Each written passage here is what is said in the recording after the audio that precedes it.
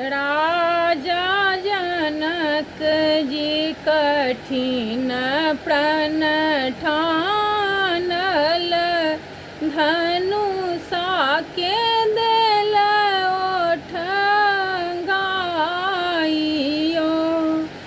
देश विदेश में नोत पठाओल,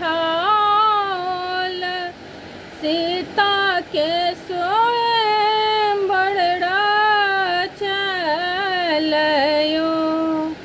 देश विदेश के भूप सब आओल, धनुषा के छुबी छुबी जाई है। राजा जनक जी मन ही मन सोचथि, आब सिया रहली कुमारियो। सीता जुगुत वो मोरा बड़ नहीं आओल, सब कियो घर गुरी जाऊयो।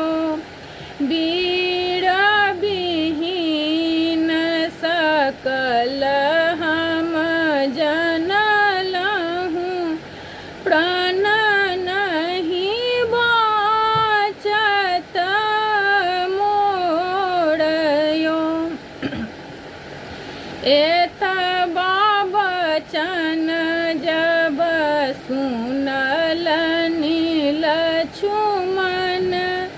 थर थर काँपय शरीर यो।